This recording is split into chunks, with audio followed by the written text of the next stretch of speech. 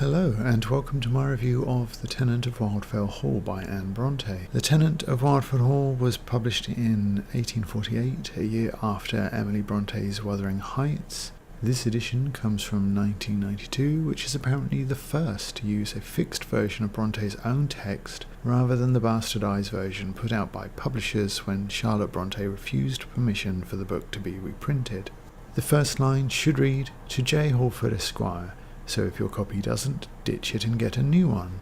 I don't particularly recommend this version. Oxford University Press editions of these old texts are usually great, I have loads of them, but this one the notes are basically useless, simply telling you everything is from the Bible rather than telling something of the context in which it appears there. For example, page 9, "Hiding my light under a bushel," is apparently connected to Matthew 5:15, but is knowing that any more useful to you than not? Here's some context. "Neither do men light a candle and put it under a bushel, but on a candlestick, and it giveth light unto all that are in the house."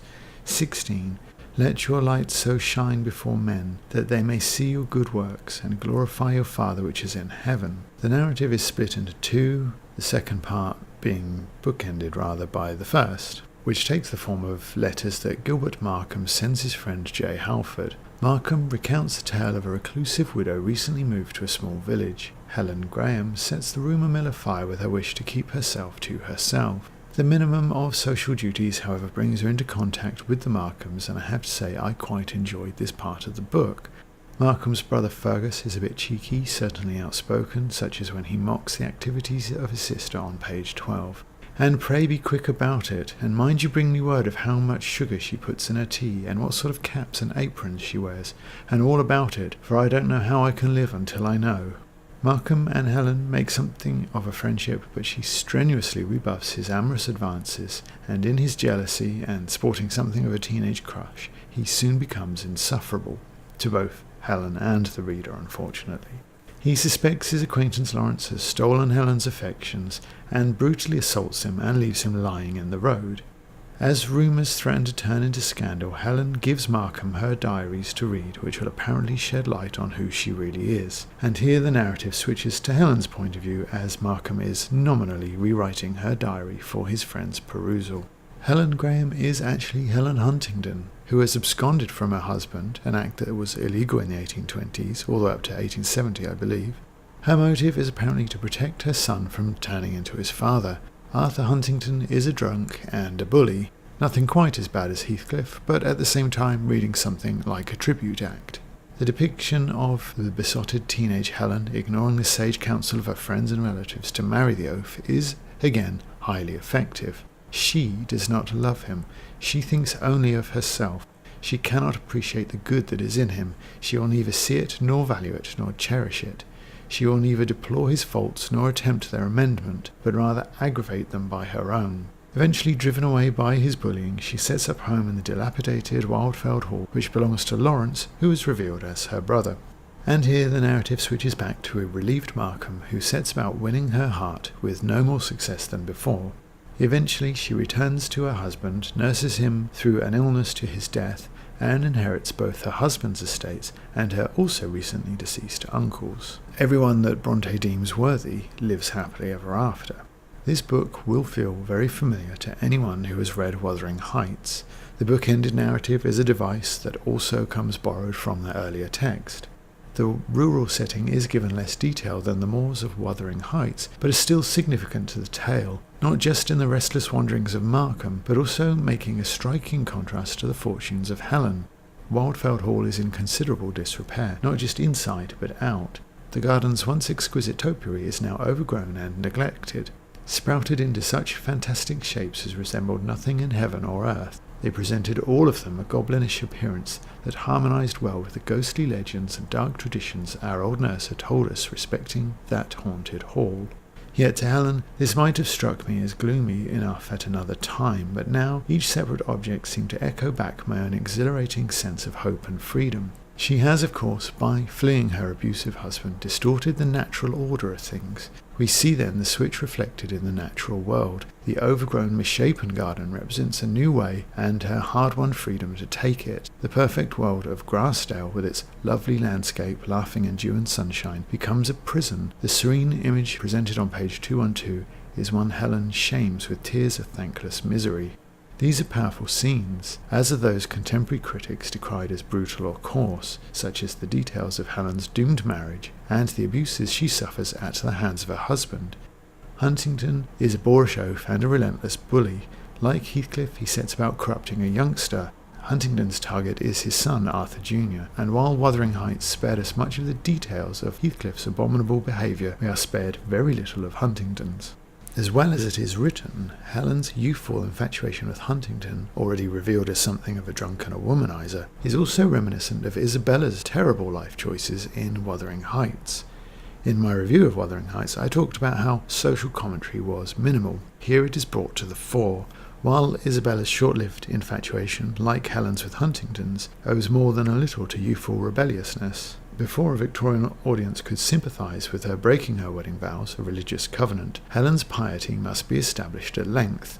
This is contrasted with Huntingdon's disrespect for both the vicar and the institution of the church, culminating on page 167 when he defaces a Bible. Huntingdon has both the law and Helen's religion on his side. He tells her she is going against God when she fails to love, honour and obey. You promised to honour and obey me, and now you attempt to hector over me. This represents a clear challenge to the one-sided divorce laws of the time, placing law and religion on the side of the vicious, profligate and non-believer Huntingdon, as well as in direct opposition with the good and virtuous Helen. The main issue I have with the Tenant of Wildfell Hall is the same one I had with Wuthering Heights. All the characters are mostly unlikable. Gilbert is moody, obsessive and, as mentioned, violent. Helen, Bronte has tried too hard to make perfect. As such, she's boring and her excessive piety is grating, not just on readers, but also the hordes of men who bafflingly profess to be in love with her. Her attempts to mend the wayward personality of her husband consists of constant nagging, claiming on page 213, "I will shame him into virtue if I can." At no point does she try a plan B. It gets to the point where Lady Loughborough, Huntingdon's mistress, actually accuses her of harshness and neglect, insisting that her attitude will force him back to his wild ways. Such is her holier-than-thou attitude that even her suitor Mr. Hargrave calls her a heartless, icy being, going on to add, "You are the most cold-hearted, unnatural, ungrateful woman I ever yet beheld." Even while rowing with him like this, she tells him her plan to escape from Grassdale with her son. Thankfully, though, she doesn't have to worry about him telling her husband because she writes it all in a diary in front of him, which naturally he takes and reads. On page 352, she actually wishes her own son had never been born, ostensibly to save him from the possibility of corruption.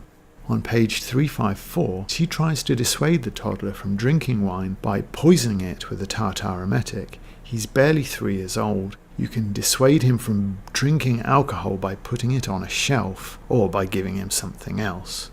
With sympathy for our heroine of one narrative and love interest in the other in such short supply, the book becomes quite a laborious read, more so than any Victorian novel I've read thus far. It does hit most of the right beats, but still the tempo seems off. This is possibly because at times Bronte is prone to the sin of writing for writing's sake. For example, on page 376, Helen awakes to her newfound freedom and broad daylight illuminated the apartment, for the sun was high in heaven. Yet the next paragraph begins with, "The narrow latticed windows revealing the dull grey sky above and the desolate wilderness below." Assuming the broad daylight and sun in heaven are metaphorical, this is tolerable, otherwise it's contradictory. Further, her characters seem able to engage in telepathy. He greeted his host and cousin both coldly, and me with a glance intended to express the deepest sympathy mingled with high admiration and esteem. That's one hell of a glance. In conclusion, The Tenant of Wildfell Hall is interesting for its no-hold-barred depiction of a dysfunctional Victorian marriage and for its social commentary that is more overt than the broadly similar Wuthering Heights. The early parts, with Fergus's attempts at humour, are the only parts that really could be described as enjoyable. though the exploration of Helen's teenage infatuation seemed both credible and creditable. The lengthy treatment her marriage and its breakdown get is a double-edged sword, being both thorough and real on one side, but being deadly slow on the other. This is more protracted and much more of a grind than any Victorian novel I've read this far. Less fun than any of them too. You really feel every one of the 471 pages of this edition. It's worthier than it is bad or uninteresting, so it is worth checking out for that, but it doesn't have the impact of its predecessor, Wuthering Heights. If you wanted to read just one of these books, then that's the one that I recommend you go with. Thank you for listening. If you're not too busy enjoying yourself at the Hellfire Club, why not check out some of my other videos?